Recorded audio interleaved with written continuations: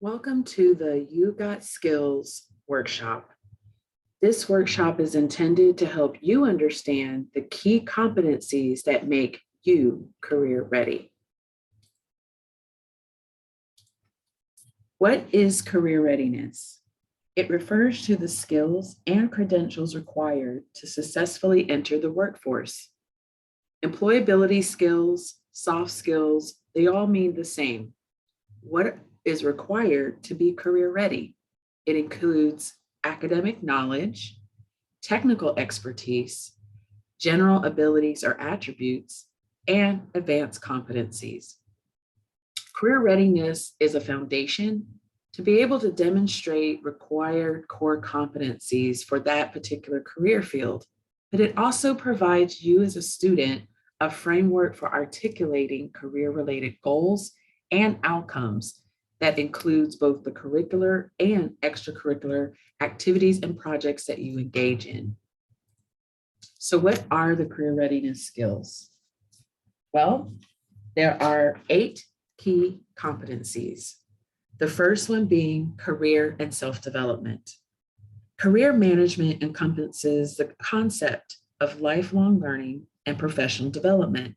It's important to stay current on best practices, new techniques, and skill sets to make progress in your field.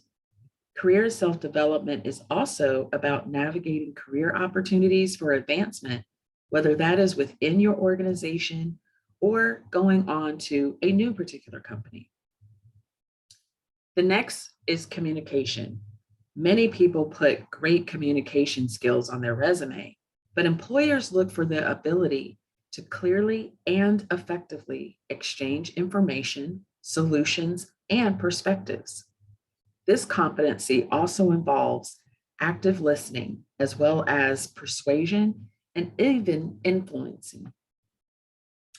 Critical thinking sometimes can be abstract, as people know and have heard the term, but often find it hard to define. Critical thinking is being able to identify and respond to needs based upon the context of the situation and analysis of relevant information to inform your decisions and actions. Think about a time when you're driving and you come upon a traffic light that has turned yellow. You have a critical decision to make. Do you slow down in preparation for the light turning red and stop? Or do you speed up just a little bit in order to get through the traffic light before it turns red? What information do you need and process and really critically think through to make that decision? A number of factors such as, is it raining and the roads are particularly wet? Is there a car in front of you that's slowing down?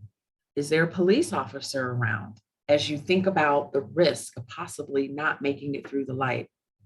All of those things factor in when you make that decision, whether to slow down and stop or fast forward and kind of get through the light. So we use critical thinking every day. Employers want their staff to be able to come upon problems and be able to quickly find solutions using the information at hand, policies that they may have already implemented, and of course, what's in the best light for the company. The next competency is equity and inclusion. Previously, the common term used to be being globally aware or having cultural awareness. Essentially, we thought about how we do business and work with other countries and across the globe. But we want you to have an ability to work with different cultures, not just different countries, because you experience that every day, even here in your own state, in your own town. The shift to equity inclusion is to embrace those differences in the workplace, whether it's different generations, whether it's difference in gender, or even just different in how you grew up and the environment in which you have gained experiences. You have to have a respect for different cultures. You can't just go by what you're familiar with, because communication is key. Leadership is more than the level of your position. And as a student, if you don't have a lot of direct relevant experience, sometimes you can feel that this is lacking. But remember, if you initiate and manage a project, or even help motivate and encourage the team to keep on target, that is leadership. Employers really value people being able to take the initiative to speak up when they see something wrong, when they notice a project is not safe, when there are other considerations that have been missed. That also includes leadership. Professionalism is more about how you're perceived in the workplace. According to your industry, where you're working, and your career field, professionalism can take on different meanings. But how you conduct yourself in the workplace is about how you actually show up, how you speak to people. What about your work habits? Are you accountable for your action? Do you ask questions? Do you pay attention to detail? And you're consistently meeting or exceeding work goals and expectations. A lot of times we don't think about how we use our phones, how we send out email messages or memos, or even how we address certain issues or challenges when we're in meetings. But how we carry ourselves and remaining cool despite those around us, including those angry customers. You must maintain a level of professionalism, and that's a skill that takes practice and work. We hear a lot about teamwork, and that is a really key skill that employers look for. But for some reason, when we hear group projects, we groan. The reason being is that we would rather be responsible for our own work and not have to rely or wait on someone else. We would rather make sure that what is expected of us is not based off of other people. And let's face it, when we have a group project, there's always going to be someone that we feel is not pulling their weight. But in the workplace, we rarely work alone. We have coworkers, supervisors, and depending on the career field, you may actually be part of a team. Employers want more than just knowledge and technical skills to do the job, but they also want a good work environment that is productive. To achieve this, you must have communication flow between all members of that department or that team. Individual strengths have to be used effectively. Collaboration and information sharing is key, and management of different personalities and perspectives respected. So when you think about teamwork and whether or not you have that skill, think of all the different ways that you have had to work with others, whether it's a specific group project, a presentation, or you just had to ask someone on a different department for information to help you do better in your particular project. The last key readiness skill that we want to talk about is technology. We live in a digital age, and most people are comfortable and knowledgeable about how to turn on a computer. But having this skill is more than just being able to turn on a computer, utilize Word, or be able to operate different apps on your phone. It is the ability to adapt to new and unfamiliar platforms and systems because they're changing every day. There's always some new database, some new system, some new software, or updates to computer technology. So understanding how those work, being able to learn quickly how they function, because you have to be able to get and organize information, as well as use the technology and find new ways to improve efficiency and productivity. So now that we know the career readiness skills, why is this important, especially at this time? Well, it's important because we want to make sure that you are thinking about how your skills that is needed for your career field aligns to learning outcomes in the academic program that you are in. Those competencies that are needed to be successful, are there Activities and projects and things you're doing within the classroom, or maybe in your personal life on the weekends, that promotes those skills and build and strengthen those skills. We want to promote engagement and retention for degree completion. Doing active hands-on learning, work-based learning such as internships and apprenticeships, as well as collaborating with local employers to make sure that what you're learning are the skills that they actually want you to have. And of course, designing the courses so it's collaborative. All of that helps to improve your perspective after graduation because you have the potential for micro credentials, industry certifications, and digital badges. All of that promotes program completion because you are engaged in active participation in your education.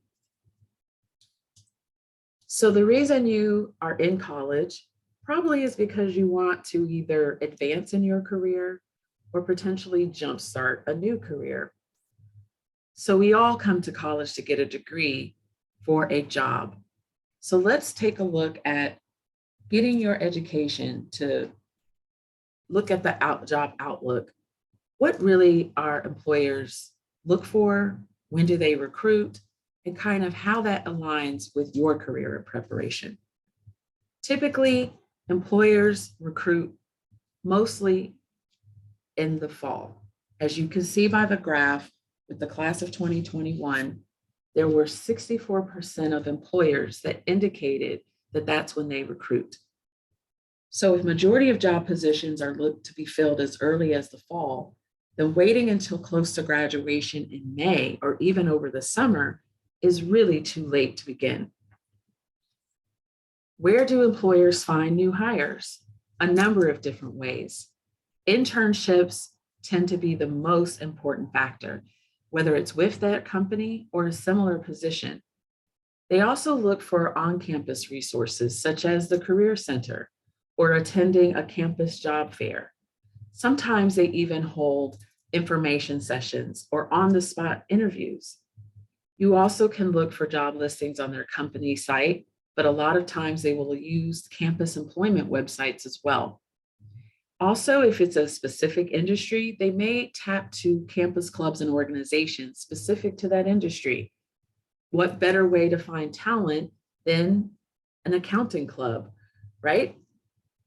But also, they tend to recruit faculty members as well because they know that they have a front seat to your education and what skills and competencies you have. And some of them actually have come from industry or serve on similar meetings or committees or boards. So they're familiar and want to seek their advice on who they feel are top talent. So the key takeaway is that experience is key. When employers have equally qualified candidates, they choose the one that has experience. Almost all employers recruit from traditional four-year public universities, meaning they're really looking for you to have that knowledge and ability and skills. It's shifting from bachelor's degree to looking at really what you have to offer, even if you have your associate of science or a technical certificate. So just make sure that you are looking for continuing and lifelong learning. And relationships with faculty are important. Find those key ones that have that career knowledge, that has that specific skill set. Maybe they've done research or have worked in that particular industry because you want to cultivate references and use them in your network. So what are employers seeking? How will you be able to demonstrate those important skills that they're looking for? Well, as you can see, 81% of the employers responding to the survey want ability to work in a team. That's what they look for. They also think that problem-solving skills, analytical quantitative skills, communication, initiative, leadership, technical skills, as well as being flexible and adaptable, and a strong work ethic are all important. Notice the range of percentages, the lowest being fluency in a foreign language and tactfulness. And then of course you have being friendly and outgoing or extroverted personality. All of those rank low, but they still are on the list because Depending on the industry, they may rank having fluency in a foreign language higher than just a 3.4. So you really have to think about these different attributes and how will you demonstrate that to an employer. When we look at the career readiness competencies that the employers want versus how they would rate those new employees that they hire on these competencies, there's definitely a gap. As you can see in the orange, those are the considered essential, kind of how they would rank that. So when it comes to professionalism and work ethic, it's ranked pretty high, 95% as essential. But if you notice by the blue bar, that's where they rate their new hires as far as employees and staff when they come out of college, how they rate them on how proficient they are. Notice it's only 46.5% for professionalism and work ethic. So even if you don't look at the specific percentage numbers, it's pretty obvious with the visual, the difference between the orange and the blue bar, is particularly in communication, critical thinking and problem solving. It's a smaller gap when it comes to teamwork and collaboration, but look at leadership and also career management. Now, you may see that they feel employees are really technologically savvy. Notice that they rate them higher on their proficiency in comparison to what they consider essential. But remember, it is based off of that particular industry and how that particular employer may use technology. So make sure that you think about how would you rate yourself and what are you basing that on? Do you know where you've gained these skills? Well, the solution is to start your job search process early. And it is a process that starts well before you're ready to actually comb those websites and looking for open positions. Utilize career development services because you want to have a plan to make sure that you are articulating those skills that employers find really essential. Do you have a career plan? That's the main thing us in career services want to make sure that you understand from today. Explore and research your career field. Even if you know exactly what it is that you want to go into, it's important that you are able to identify those jobs and what the earning outcomes are, that you understand those skills and credentials needed for your specific career field, and what are the various industries that hire for your major or your skill set. Gain experience. Take advantage of various experiential learning opportunities, whether it's volunteering or doing job shadowing or doing a full semester internship or just a fellowship or research program during the summer. Depending on your career field, these are all very valuable and can help you gain those important skills that employers want. You also have to be prepared to enter the workforce. Creating a resume is not something you just want to throw together within a week to apply for a position. You want to be intentional with the information and how your resume is formatted. You want to have time to have it reviewed and critiqued because it's an important entryway into that particular company. Also consider developing a career e-portfolio. Having a digital copies of certifications and pictures and videos of ways that you have demonstrated your skills, being able to add more of a picture of what you have done to kind of gain that experience and be career ready is important, and you can take and share at any time. You also want to practice interviewing skills. That is very key to entry into a position. That's where the employer is making a decision between you and other candidates. You want to make sure that your skills shine. And believe it or not, it takes practice. So what is the job search process? Well, as I mentioned, it starts well before you're actually searching for positions and needing to find work. It starts with research and goes on to preparation and then also networking.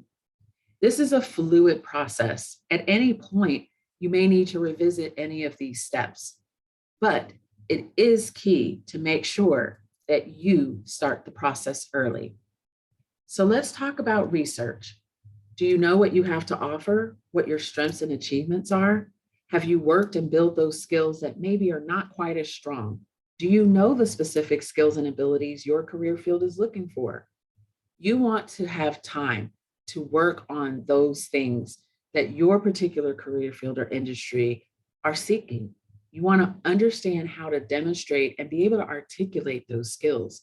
And hopefully, you'll be able to identify ways to incorporate work-based learning.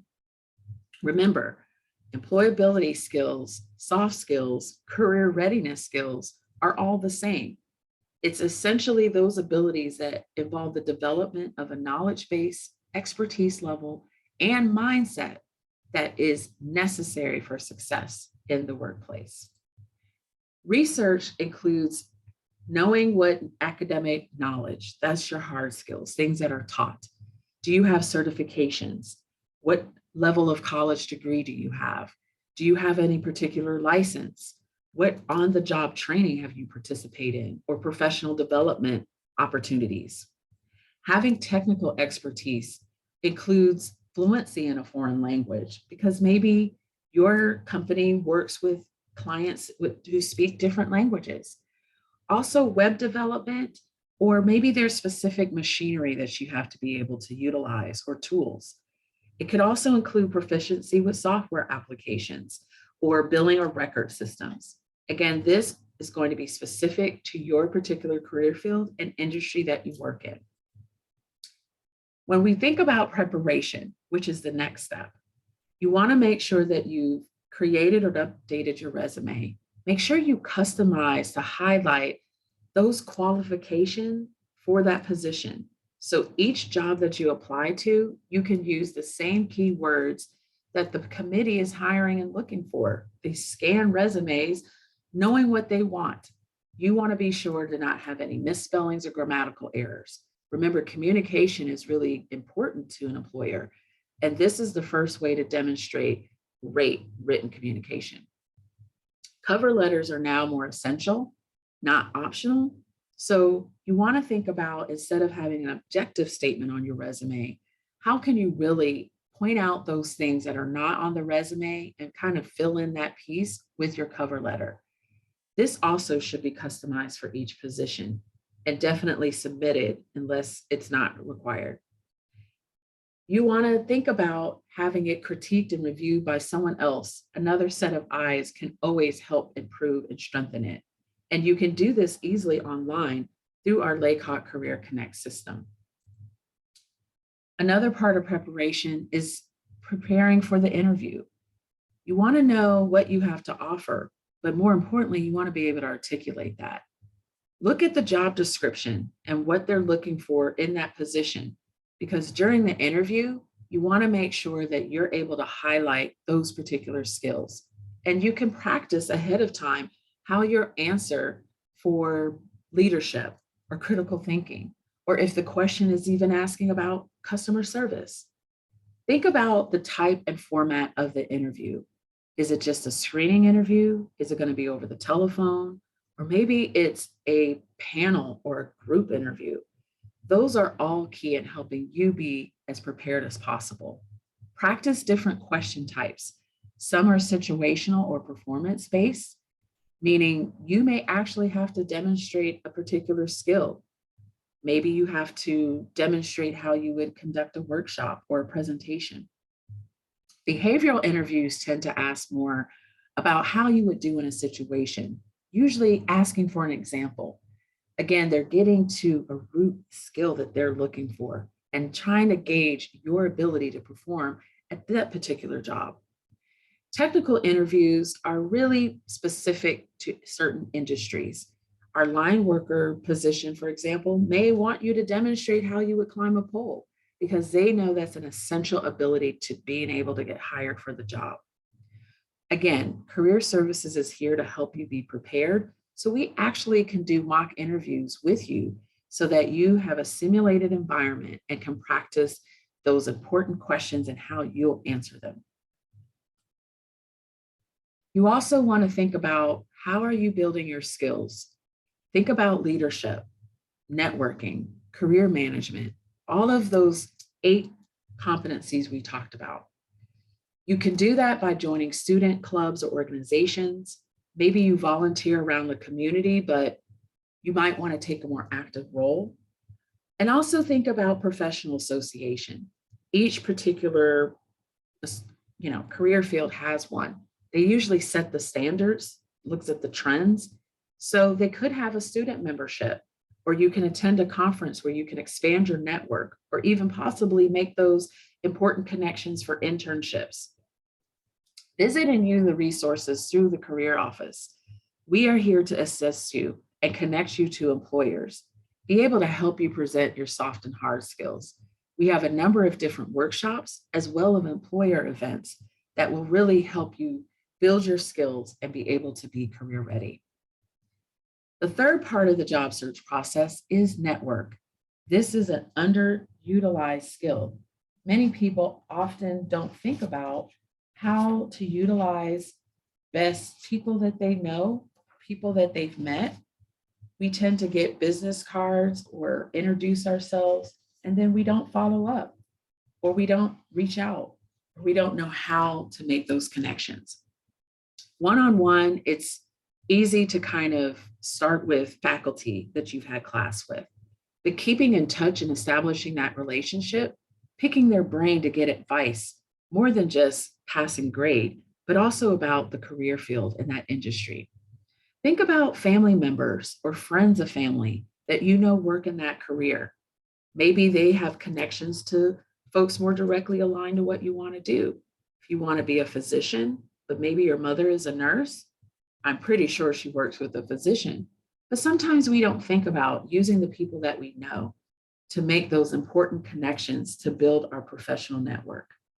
You also want to think about events, career fairs, information sessions. Even if you're not particularly looking for a job right now, making those connections, getting your name out there, you want to be able to establish those relationships. When it comes to online, professional websites such as LinkedIn provides a great forum for posting your professional experience, your educational background, while connecting to folks you may not otherwise have an opportunity to meet, even outside of your particular area. Why not look for that dream company that you would love to work for, even if they're all the way in California? But they probably didn't always start there. And so LinkedIn makes it very easy for you to be able to look at the associations they're involved in. What were some of their beginning jobs, and what kind of skills have they been able to build?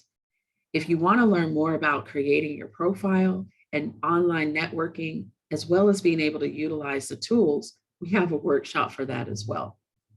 You want to practice your networking skills, though. You don't want to just build a collection of people that you've come across or business cards.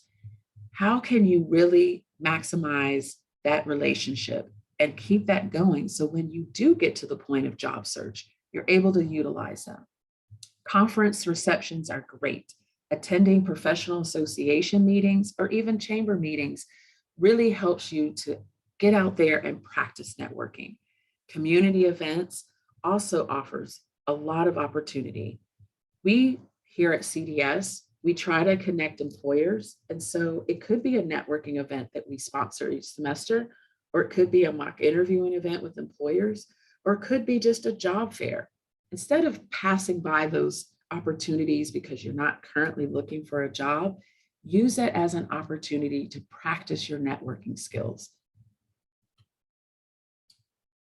And when you think about LinkedIn, think about connecting to alumni, your classmates, instructors. That is an easy way for you to start to look at, well, where have they worked before and who else could you connect to? Also, think about joining our particular group on LinkedIn, Career Development Services.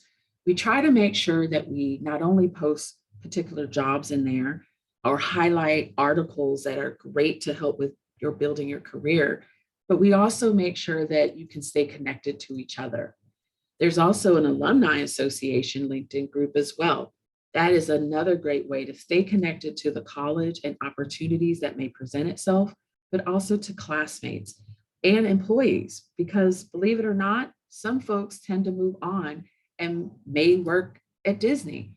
Maybe they were the librarian, but now they work for a different company. So making sure that you stay in contact is also an easy way through LinkedIn to stay connected. And then we come to the last part of the job search process, which is the actual job search.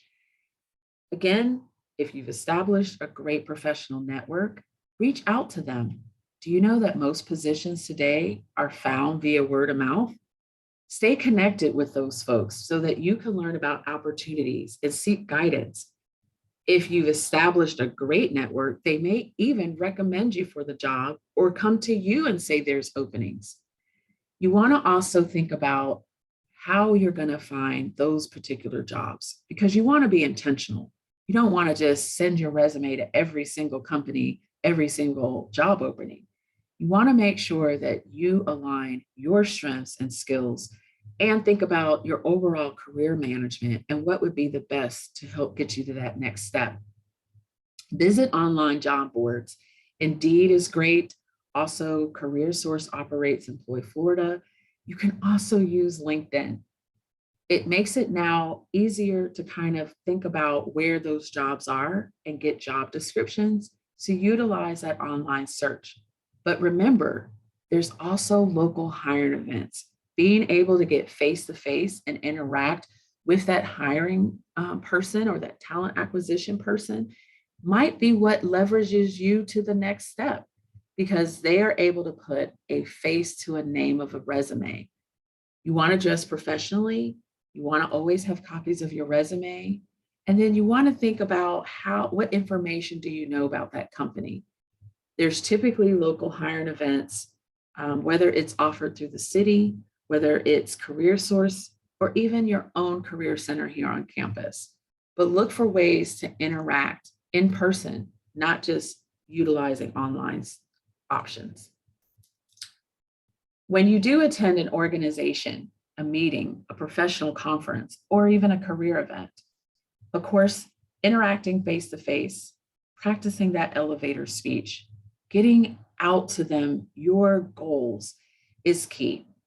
We sponsor a lot of different events because employers actually want to hire our students.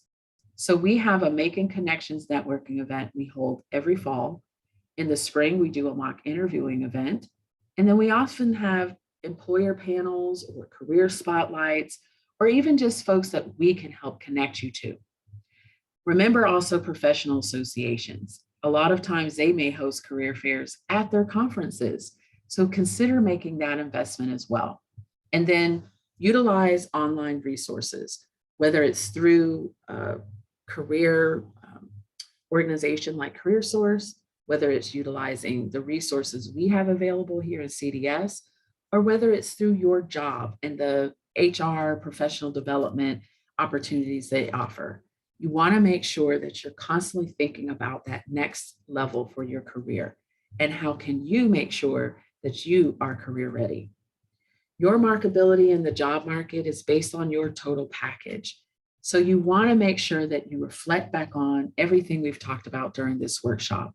What do you bring to the table? Because you do have skills. You also can think about beyond education. What projects have you done? Maybe there's been great examples of leadership on your volunteer projects, or it's your church, or maybe you're involved in the community in other ways. Who do you know? Who's in your network? And potentially, how can they connect you to more opportunities? Do you hold special licenses and certificates, maybe on your own? You just love to learn and you decided to get a CPR or maybe even a CDL. Also, sometimes people don't really utilize their military experience. They don't know how to put it on the resume, or maybe they feel like it's outdated because it was a long time ago. But again, you have a lot that you bring to the table, and all of that comes together to make you more marketable. We've created a way for you to capture not only what skills you have, but also to plan and think ahead in terms of your career development and management. Remember, career and self-development is an important skill. So you can access this career readiness plan by going to bit.ly/LSSC career plan. Again, that's bit.ly/LSSC career plan. This kind of helps guide you through what are those key steps to think about. And it's flexible that you can write in what is aligned for you. Maybe you already are working in your career field and you're using this degree to advance. Well, simply, you may not have to do exploration, but you may want to do a little research so you know what's the next step and what are the salary expectations so you can negotiate. Maybe you want to think about what professional development opportunities your job already offers. Do they pay for you to go to conferences? But if not, you might want to think about what are the events offered here on campus. You can always meet with a career advisor and we can assist you not only with the career readiness plan, but any specific parts of the plan. You also want to think about how you would describe those key career readiness skills and competencies we talked about. And maybe you might want to work on practicing interviewing, or maybe have your resume critiqued. Again, these are all things that you should be thinking about during the time that you're completing your education so that you will be job ready. We've already talked about the various resources that are available to you. But again, make sure that you let CDS help you. There are tools and resources available to assist you on your job search and on your actual career development journey. We can meet with you one-on-one, as well as provide guidance and critiques for your resume and cover letter. We can also provide tips and help you practice interviewing. Or maybe you just need to know some strategies to really utilize and make effective your job search. We have a lot of great interactive workshops that provide guidance, including LinkedIn and how to kind of maximize your summer. So look for those events and workshops on our Canvas page or reach out to the office and we'd be more than happy to share with you. We are available and accessible to you. We have a Canvas showing a lot of great information. We have office hours, and of course, you can always schedule an appointment to meet with us. We meet online through Zoom or in person. And then stay in touch. We have social media, Facebook, Instagram, Twitter, and we often post a lot of great information. We also have a lot of our video presentations and past career spotlights and great resources on our YouTube channel. So make sure to check that out as well. But again, you want to think about what you need along this career journey because we want to make sure to help you be career ready.